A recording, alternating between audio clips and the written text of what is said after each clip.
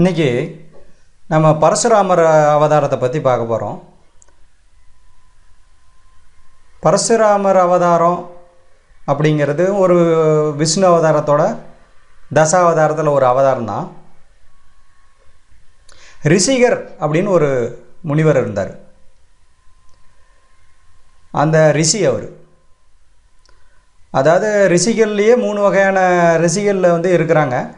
ஒன்று பிரம்ம ரிஷி, இன்னொன்று ராஜரிஷி, இன்னொன்று தேவரிஷி அப்படின்னு 3 வகையான ரிஷிகள் இருக்கிறாங்க. இவர் பிரம்ம ரிஷி. ரிஷிகர் அப்படிங்கிறவர் ஒரு பிரம்ம ரிஷி. அவர் காதி மன்னனோட மக சத்தியவதி. இந்த சத்தியவதி மகாபாரதத்தில் வர சத்தியவதி கிடையாது. சந்தானுக்கு மனைவியாக வர சத்தியவதி இல்லை. மகாபாரதம் வேறு காலகட்டம், இது ரிஷிகர்து பரசுராமர் காலகட்டம். மகாபாரதம் கிருஷ்ணரோட அவதாரம் அப்போ வந்தது. இது பரசுராமர் அவதாரங்கிறது ராமாவதாரத்துக்கு முன்னாடி. அது துவாபர யுகத்தில் வந்தது ராமரும் கிருஷ்ணர் அவதாரமும். திரேதா யுகத்தில் தான் பரசுராமர் அவதாரம். ஏன்னா திரேதா யுகத்தில் தான் 3 அவதாரம் எடுத்திருக்கிறதா, அதில் பரசுராமர் அவதாரம். அந்த பரசுராமர் அவதாரம் அப்போ அந்த காலகட்டத்தில் சத்தியவதி வேறு. அதனால் காதி தேசத்து காதி மன்னனோட, காதி அரசன காதிங்கிற மன்னனோட மக இளவரசி தான் சத்தியவதி. அந்த சத்தியவதியை இவர் ரிஷிகர் ஒரு இடத்துல சந்திக்கிறார். விதிவசத்தால் அவர் சந்திக்கிறாரு. அவருக்கு பார்த்திங்கன்னா சத்தியவதி என்னங்கிறாங்கன்னா இவருக்கும் பிடிக்குது, சத்தியவதிக்கும் பிடிக்குது. சத்தியவதியை நான் கல்யாணம் பண்ணிக்கிறேன்னு சொல்லி போய் காசி, அதாவது அந்த காதி மன்னன்கிட்ட கேட்குறாரு. அந்த காதி மன்னன், நீ பிராமணன், அது இல்லாமல் நீ காட்டில் வாசம் செய்கிற ஆள், நீ யாகசாலை வச்சுட்டு யாகம் வளர்த்துற ஆள், அங்கே எப்படி இந்த மாதிரி ஒரு மாளிகையில் சகல சௌகரியங்களோடு வாழ்ந்த ஒரு பொண்ணை உனக்கு கல்யாணம் பண்ணி கொடுக்க முடியும் அப்படின்னு சொல்லி அவர் கேட்குறாரு.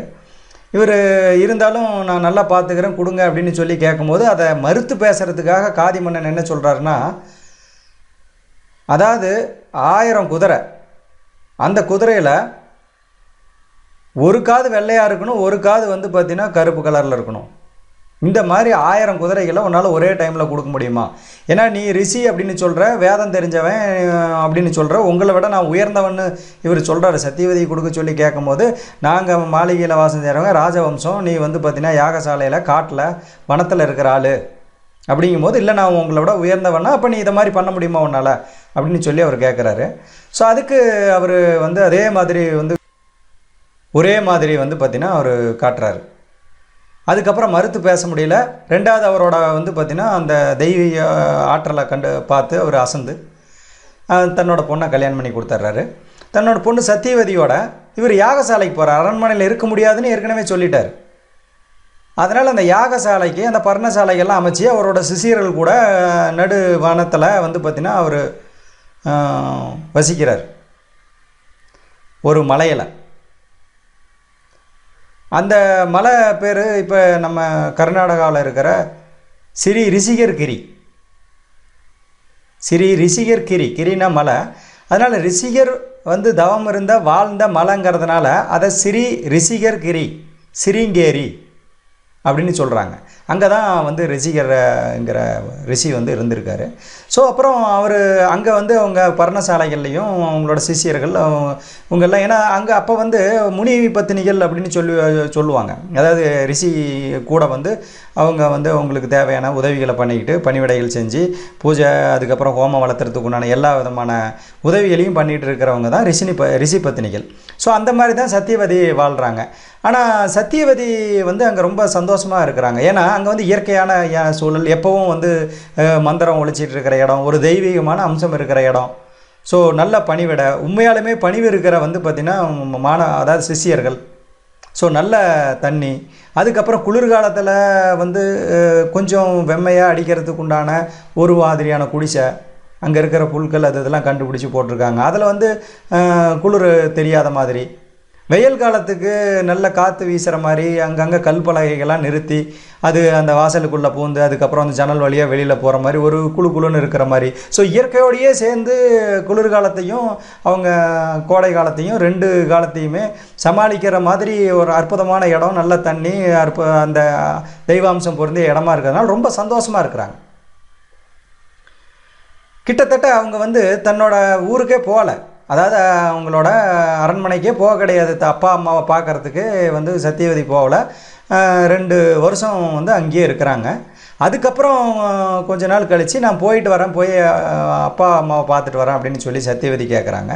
சரி நீ முன்னாடி போய் நான் அங்கே என்னோடய பூஜை இதெல்லாம் தடைப்படாமல் இருக்கிறதுக்கு, என்னோடய தவ வாழ்க்கை வந்து தவப்படாமல் இருக்கிறதுக்கு உண்டான ஏற்பாடுகள்லாம் அங்கே பண்ணி வை, நான் பின்னாடி வரேன் அப்படின்னு சொல்லி முன்னாடி வந்து பார்த்திங்கன்னா சத்தியவதியை அனுப்பிடுறாரு. சத்தியவதியும் அரண்மனைக்கு போகிறாங்க. அங்கே சத்தியவதியோட அம்மா அவங்க வந்து ரொம்ப வருத்தப்படுறாங்க. ஏன்னா அவங்க வந்து அவர் சத்தியவதியோட அப்பா இருக்கிறார் இல்லையா, அவர் சராசரி வந்து ஒரு சத்திரியன், ஒரு அரசன். அதனால் தன்னோட மனைவி முன்னாடியே மற்ற பெண்கள் கூட சல்லாபிக்கிறது, நிறைய மாமிசங்கள் சாப்பிட்றது, எல்லாத்தையும் அதட்டி பேசுறது, திட்டுறது, இந்த மாதிரி மிகப்பெரிய அளவில் வந்து பார்த்திங்கன்னா, அதனால் அந்த சமயத்தில் அவங்களுக்கு வந்து ரொம்ப கஷ்டமாக இருக்குது. பட் மக போன உடனே நான் அப்படி இருந்தேன், இந்த மாதிரி குளிர்காலத்துக்கு ஒரு குடிசை, அதுக்கு ஒரு குடிசை, எனக்கு வந்து பார்த்திங்கன்னா என்னையே அம்மனா பாவிச்சு அவர் பூஜை பண்ணுவார், அங்கே நல்ல சிஷியர்களோட ஆதரவு, அது சொல்லி அவர் ரொம்ப புகழ்ந்து வந்து பார்த்திங்கன்னா பேசுகிறாங்க. அந்த மாதிரி அதை பார்க்க அதை கேட்கும் போது அவங்க அம்மாவுக்கு வந்து பார்த்திங்கன்னா, நமக்கு இந்த மாதிரி தன்னோட பொண்ணுக்கு வந்து அமைஞ்ச மாதிரி ஒரு புருஷன் தான் நமக்கு கிடைக்கல, அட்லீஸ்ட் தனக்கு பிறக்க போகிற மகனாவது அந்த மாதிரி ஒரு அறிவாற்றலோட அந்த மாதிரி ஒரு அமைதி ததும்புற மனுஷனாக பிறக்கணும், நல்லவனா, தான் மருமக மாதிரி, தான் மகளுக்கு கிடைச்ச மாதிரி புருஷன் இல்லைனாலும் தான் மகனாவது அப்படி கிடைக்கணும், அவன் இந்த நாட்டை ஆட்சி செய்யணும், அவங்க கூட நம்ம வாழணும் அப்படிங்கிற ஆசை அந்த அம்மாவுக்கு வருது. அதனால் அவங்க என்ன பண்ணுறாங்க, அவர் வராரு, இவங்க தான் முன்னாடி வந்துட்டாங்க இல்லையா சத்தியவதி, அதனால் அதுக்கப்புறம் ரிஷிகர் வராரு. அவர் மருமக வர்றதுனால அவர் மிகப்பெரிய அளவில் தடப்புடலாக வந்து தோரணங்கள், அதுக்கப்புறம் அங்கங்கே வந்து பார்த்திங்கன்னா விழாக்கோலம் போன்றிருக்குது அந்த அந்த அதாவது அந்த நாடே. ஸோ அவர் வெளியில் வந்து அரசனும் அரசியும் நிற்கிறாங்க அவரை வரவேற்கிறதுக்காக. ஆனால் நிறைய சிஷியர்கள் புடைசூழ இவர் வராரு, நிறைய அந்தணர்கள் வராங்க, அதில் இவர் யாருன்னே கண்டுபிடிக்க முடியல. வந்தால் தானே அவருக்கு மாலை மரியாதை இதெல்லாம் பண்ண முடியும். அதனால் தெரில, எல்லோரும் தயங்கி நிற்கிறாங்க, யாருக்கு மாலை போடுறதுனே தெரில. அதுக்கப்புறம் வந்து பார்த்திங்கன்னா சத்தியவதி ஓடி அவங்ககிட்ட வந்து கையை பிடிச்சி பேசுகிறத வச்சு தான் அவர் தான் ரிஷிகர் அப்படின்னு கண்டுபிடிக்கிறாங்க. பட் அது அந்த அவர் வந்து அந்த ஒரு ஆடம்பரத்தை அவர் அனுபவிக்காமையே அது வேண்டாம் அப்படின்னு நினைக்கிறதுனால தான் அவர் சாதாரணமாக வந்திருக்கிறாரு. அதுக்கப்புறம் அந்த அவர் பூஜை பண்ணுறதுக்காகவும் அவர் வந்து அந்த அவரோட தன்னோட தவ வாழ்க்கையை வந்து பார்த்திங்கன்னா தொடர்ந்து பண்ணுறதுக்காக அங்கே இருக்கிற வந்து பார்த்திங்கன்னா அரண்மனையில் ஒரு சில அந்த நந்தவனத்தில் இவருக்குன்னு ஏற்பாடுகளெல்லாம் வந்து ஏற்கனவே முன்னாடி போய் சத்தியவதி எல்லாம் செஞ்சு வச்சுருக்காங்க. அவர் அங்கே போய் தினசரி செய்கிற பூஜைகளையும் அந்த மந்திர ஜபத்தையும் அதுக்கப்புறம் யாகத்தையும் அவர் வந்து வளர்த்துறாரு. ஸோ அவரோட தவ வாழ்க்கை அப்படியே தொடருது. அந்த சமயத்தில் அவங்க அம்மாவுக்கு, சத்தியவதியோட அம்மாவுக்கு அவங்களோட ஆசையை தன்னோட மகக்கிட்ட சத்தியவதிகிட்ட சொல்கிறாங்க. தன்னோட புருஷன் தான் காதி மன்னன் மாதிரி இல்லாமல், ஏன்னா காதி மன்னன் அப்படிங்கிறவர் அவர் வந்து நிறையா அந்த மாதிரி அதட்டுறது, அநீதி இழைக்கிறது, தான் மனைவி முன்னாடியே பல மனைவிகள், தான் மனைவி முன்னாடியே இன்னொரு பொண்ணை கூட்டிகிட்டு போகிறது, நிறையா அந்த போத வஸ்துக்களை நிறையா பயன்படுத்துறது. அதனால் அவருக்கு அதெல்லாம் பிடிக்கல. ஆனால் தன்னோட மக சொல்கிறத வச்சு பார்க்கும்போது ரிஷிகர் எவ்வளோ ஒரு அற்புதமான கணவனாக இருந்திருக்காரு நம்ம பொண்ணுக்கு, அது இந்த மாதிரி நமக்கு கிடைக்கலையே, சரி கணவன் இல்லைனாலும் பரவாயில்ல, தனக்கு மகனும் இருக்கணும், மகனாவது அந்த மாதிரி ரிஷிகர் மாதிரி ஒரு அற்புதமான அமைதியான மனைவிக்கு மரியாதை கொடுக்குற, சமமாக மதிக்கிற ஒருத்தர் வேணும் அப்படின்னு அவங்க நினைக்கிற அவங்களோட ஆசையை அவங்கக்கிட்ட சத்தியவதிகிட்ட சொல்கிறாங்க. உன்னோட கணவர்கிட்ட சொல்லி எனக்கு அந்த மாதிரி வந்து ஒரு குழந்தை பிறக்கணும், சாத்வீகமான குழந்தையா, நல்ல ஒழுக்கத்தோட. அதுக்கு அவர்கிட்ட வந்து என்னை ஆசீர்வாதம் பண்ண சொல்லு, எனக்கு அதை வரமாக வாங்கி கொடு அப்படின்னு சத்தியவதிகிட்ட சொல்கிறாங்க. சத்தியவதியும் அது போலவே தன்னோட கணவனை ரிஷிகரை போய் பார்த்து, நீங்கள் வந்து இந்த மாதிரி அம்மா கேட்குறாங்க, அதே சமயத்தில் நமக்கும் கல்யாணமாகி 2 வருஷம் ஆயிடுச்சு, அதனால் நமக்கும் ஒரு குழந்தை வேணும்,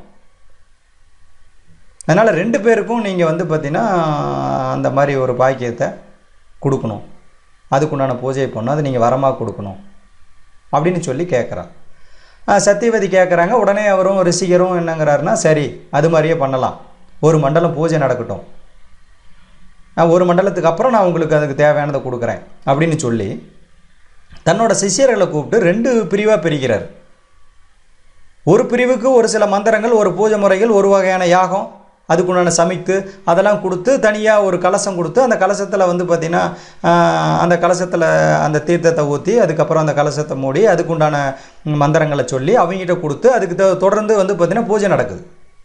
அதுக்கு ஒரு கலச பூஜை நடக்குது. ஒரு கலசத்தில் சிவப்பு கலர் நூலில் வந்து பார்த்திங்கன்னா அந்த கலசத்தை கட்டிருக்கிறாரு, சிவப்பு கலர் நூல். இன்னொரு கலசம் மஞ்சள் கலர் நூலில் கட்டிருக்கிறார். இந்த 2 தனித்தனியாக பூஜை பண்ணுறாங்க. இதுக்கு தனி மந்திரம், அதுக்கு தனி மந்திரம். 2 பகுதியாக பிரிஞ்சு அவரோட சிஷ்யர் வந்து அந்த பூஜை பண்ணுறாங்க.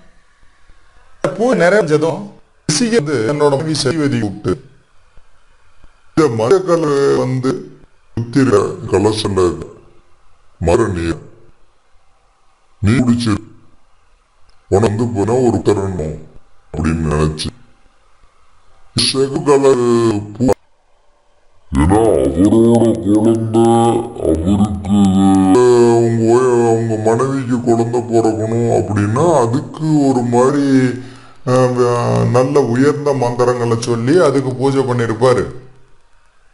நமக்கு வந்து பார்த்தீங்கன்னா ஒரு மாதிரி பண்ணிக்கிறதுக்கு வாய்ப்புண்டுன்னு சொல்லி சத்தியவதி குளிச்சுட்டு வரத்துக்குள்ளேயே சத்தியவதிக்குன்னு சொல்லி தயார் பண்ணி கொடுத்த பூஜையில் வச்சு மந்திரங்களை உருவேற்றி அந்த மந்திர நீரை மாற்றி கொடுத்த அந்த கலசத்தை, அதாவது மஞ்சள் நூல் கட்டின கலசத்தில் இருக்கிற மந்திர நீரை எடுத்து சத்தியவதியோட அம்மா குடிச்சிட்றாங்க.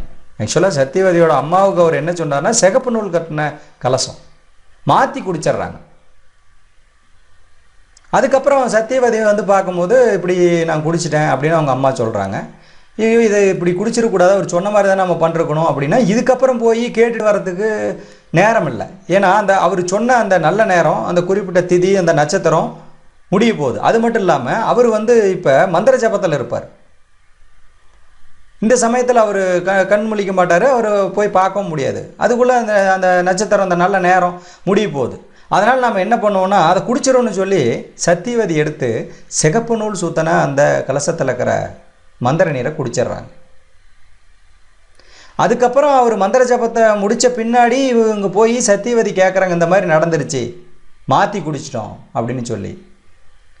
அதுக்கு ரிஷிகர் வந்து சிரிச்சுக்கிட்டு, விதியை யாராலையும் மாற்ற முடியாது, எது நடக்கணுமோ அது நடந்திருக்குது. நான் வந்து ஒரு சத்திரியன், அதாவது ஒரு அரண்மனையில் பிறக்கிறவன், ஒரு அரசனோட மகனாக பிறக்கிறவன் ஒரு சத்திரியனாக தான் இருக்கணும், சத்திரிய குணங்கள் தான் இருக்கணும், அவன் நாட்டை ஆள்றவன். அதனால் சத்திரிய குணத்தோடு பிறக்கணும். அதுக்குண்டான மந்திரங்களை தான் அந்த சிகப்பு நூல் கட்டின கலசத்துக்கு சொல்லியிருக்கிறேன். இந்த மஞ்சள் நூல் கட்டின கலசத்துக்குள்ள வந்து குடிக்கிறவங்களுக்கு பிறக்கிற குழந்தை சாத்வீகமானவனா, ஒரு முனிகுமாரனா, இன்னொரு ரிஷியா, அமைதியானவனா, மந்திரங்கள் ஜபிக்கக்கூடியவனா, ஒரு பிராமணனா இருக்கணும் அப்படின்னு சொல்லி அதுக்கு மந்திரங்கள்லாம் சொன்னோம். நீங்கள் மாற்றி குடிச்சிட்டீங்க. இப்போ அரண்மனையில் அந்த பிராமணன் அந்தனை ஒரு முனிகுமாரன் பிறக்க போகிறான். அதே வந்து யாகசாலையில் ரிஷிகள் வசிக்கிற இடத்துல ஒரு சத்திரியம் பிறக்க போகிறான். உனக்கு சத்திரியம் பிறப்பான், உங்கள் அம்மாவுக்கு வந்து பார்த்தீங்கன்னா சாத்வீகமானவன் பிறப்பான் அப்படின்னு சொல்கிறார். சத்தியவதிக்கு மிகப்பெரிய வேதனை வந்துடுது. ஏன்னா அவங்கெல்லாம் அரசர்களாக இருந்தால் அவங்க வந்து பார்த்திங்கன்னா அதர்ம வழிகளில் போவாங்க, மென்மையானவங்களாக இருக்க மாட்டாங்க, சாத்வீகமாக இருக்க மாட்டாங்க. எனக்கு உங்களை மாதிரி இப்படி சாத்வீகமான ஒரு அற்புதமான வந்து பார்த்திங்கன்னா அவரோட குணத்தோடு தான் ஒரு குழந்தை பிறக்கணும்னு வேண்டிக்கிட்டேன். தவறு நடந்து போச்சு, அது என்னது இல்லை இதுக்கு வந்து பார்த்திங்கன்னா எதுவும் பரிகாரம் கிடையாதா அப்படின்னு சொல்லி அவங்க வந்து பணிஞ்சு ரொம்ப வேதனையோட தன்னோட கணவரான ரிஷிகர்கிட்ட கேட்குறாங்க. அதுக்கு ரிஷிகர் வந்து என்ன சொல்கிறாருன்னா, உன்னோட வேதனைக்கு வேணால் நான் வந்து ஒரு பரிகாரம் சொல்லலாம். அதாவது உனக்கு பிறக்கிற குழந்தை வேணால் சத்திரியனா இல்லாமல் இருக்கலாம். உங்கள் அம்மாவுக்கு பிறக்கிறது என்னவோ அது வந்து பார்த்திங்கன்னா ஒரு அரச வம்சத்தில் ஒரு வந்து பார்த்திங்கன்னா முனிவர் தான் பிறப்பார், ஒரு ரிஷி, ஒரு சாத்விகமானவர் தான் பிறப்பார். ஆனால் உனக்கு வந்து சத்திரியன் தான் பிறக்கணும். நீ வருத்தப்படுறதுனால அதுக்கு ஒரு பரிகாரம் சொல்கிறேன். நீ வந்து என்னென்னா உனக்கு பிறக்கிற குழந்தை வேணும்னா ஒரு சாத்விகமான ஒரு முனிக்குமாரனாக இருப்பான். ஆனால் உன்னோட பேரன் இருக்கிறான் இல்லையா, அதாவது உன்னோட மகனுக்கு பிறக்கிற மகன் அவன் சத்திரியனாக தான் இருப்பான். அது ஒன்றும் பண்ண முடியாது. ஏன்னா அந்த மந்திரம் வந்து பார்த்திங்கன்னா உள்ளே கலந்துருச்சு, அந்த ஜீனில் கலந்துருச்சு. ஸோ நீ வருத்தப்படுறதுனால நான் தடுக்கிறேன். ஸோ உனக்கு பிறக்கிறவன் வந்து பார்த்திங்கன்னா ஒரு முனிக்குமரனே. ஆனால் அந்த முனிக்குமரனுக்கு பிறக்கிற குமரன் வந்து சத்திரியனாக தான் இருப்பான். ஸோ அவன் பேரன் வந்து சத்திரியன். அதை ஒன்று அதுன்னு அந்த மாதிரி வந்து 2 குழந்தைங்க பிறக்கிறாங்க. அதாவது சத்தியதியோட அம்மாவுக்கு வந்த பிறந்தேன் மகன் பிறக்கிறோம். 2 பேருமே வந்து சாத்வீகமானவங்களா தானே இருக்கணும். ஏன்னா சத்தியவதியோட பேரனுக்கு பேரன் தானே வந்து ஒரு சத்திரியனா இருப்பான். அதனால அவருக்கு பிறக்கிறது, அதாவது சத்தியவதியோட அம்மாவுக்கு பிறக்கிறது அந்த குழந்தை தான் வளர்ந்து ராஜ ரிஷியா, அதாவது ராஜாவா இருந்து ரிஷியா மாறின விஸ்வாமித்திரரா வந்து பார்த்தீங்கன்னா மாறுறார். அவர் தான் ராஜ ரிஷி. பட் சத்தியவதிக்கு பிறக்கிற குழந்தை வந்து ஜமத்கினி முனிவர். ஏன்னா அவர் சாத்தியமானவர் தான் பிறப்பார்னு சொல்லியிருக்காரு. ஜமத்கினிக்கு பிறக்க போகிற குழந்தை தான் சத்திரியனாக இருக்கும். அதனால் அவர் ஜமத்கினி முனிவர் வந்து பிறக்கிறார். அந்த ஜமத்கினி முனிவருக்கு ரேணுகா அப்படிங்கிற இன்னொரு கல்யாணம் பண்றாங்க. அவனும் ஒரு இளவரசி தான், ரேணுகாவும். ஸோ அவரை கல்யாணம், அந்த ரேணுகாவை கல்யாணம் பண்றாங்க. ரேணுகாவுக்கும் வந்து ஜமத்கினி முனிவருக்கும் 4 பசங்க பிறந்து 5ஆவதா பிறக்கிற அந்த பையன்தான் ஏற்கனவே அவர் ரிஷிகர் தான் தாத்தா சொன்ன மாதிரி, அந்த குழந்தையோட தாத்தா தானே ரிஷிகர், தாத்தா சொன்ன மாதிரி அவர் தான் பரசுராமர். அவர் ராமர். அந்த மகனுக்கு பேர் வந்து ராமர்னு வைக்கிறாரு. அவரோட எப்போவுமே பரசுவோட தான் இருப்பார். பரசு தான் அவரோட ஆயுதம். அதனால் அவரை பரசுராமர் அப்படின்னு சொல்லலாம். ஆனால் பரசுராமர் அவதாரங்கிறது மற்ற அவதாரங்கள்லாம் விட பல காலகட்டங்களில் இருந்திருக்குது. அதனால் நம்ம பரசுராமர் அவதாரத்தை பற்றி இன்னும் ஒரு சில வீடியோங்களில் நம்ம பார்க்கலாம். ஏன்னா அவர் மகாபாரத காலத்திலேயே இருந்திருக்காரு, ராமர் காலத்திலையும் இருந்திருக்காரு. ராமர் வந்து சீதையை கல்யாணம் பண்ணிட்டு வரப்பவும் தடுத்து நிறுத்தி பேசியிருக்காரு. அப்பவும் இருந்திருக்காரு பரசுராமர். அதாவது முன்னாடி யுகத்திலையும் இருந்திருக்கிறாரு. அதுக்கு முன்னாடி யுகத்தில் இருந்தவர், அதாவது திரேதா யுகத்தில் இருந்தவர் துவாபார யுகத்திலையும் இருந்து கலியுகத்திலையும் இருக்கிறதா சொல்கிறாங்க. வெளிப்பட்டத்துக்கு உண்டான வந்து புராணங்களோ அதோ ஏதோ நமக்கு தென்படலையே தவிர, ஏன்னா கலியுக வரதன் ஐயப்பன்னு சொல்கிறோம். அந்த ஐயப்பனுக்கு வந்து செலவழித்ததே பரசுராமர் தான் சொல்கிறாங்க. ஸோ ஏன்னா பரசுராமரோட சேத்திரம் தான் கேரளா. ஏன்னா கடலில் இருந்து மீட்ட ஒரு பகுதி தான் அந்த கேரளான்னு சொல்கிறாங்க. ஏன்னா அது பரசுராமர் சேத்திரம்னு சொல்லுவாங்க. அதனால் இன்னும் நிறைய பரசுராமரை பற்றி நாம் தெரிஞ்சுக்கலாம். ஸோ விஸ்வாமித்திரர் வந்து விஸ்வாமித்திரர் ரிஷிகர். ரிஷிகருக்கு ரிஷிகரோட மச்சனன் தான் விஸ்வாமித்திரர். பரசுராமரோட தாய் மாமன் தான் விஸ்வாமித்திரர். ஸோ அவர் தான் பரசுராமர்.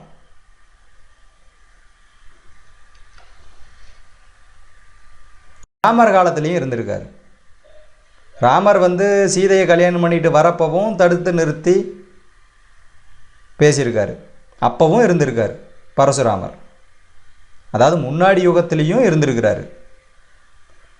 அதுக்கு முன்னாடி யுகத்தில் இருந்தவர், அதாவது திரேதா யுகத்தில் இருந்தவர் துவாபார யுகத்திலையும் இருந்து கலியுகத்திலையும் இருக்கிறதா சொல்கிறாங்க.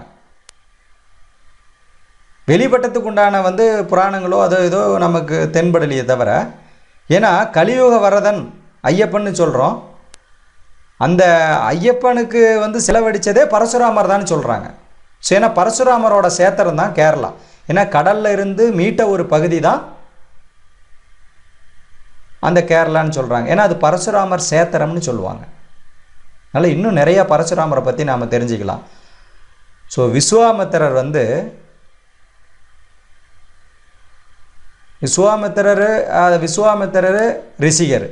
ரிஷிகருக்கு ரிஷிகரோட மச்சனன் தான் விஸ்வாமித்திரர். பரசுராமரோட தாய் மாமன் தான் விஸ்வாமித்திரர். ஸோ அவர் தான் பரசுராமர்.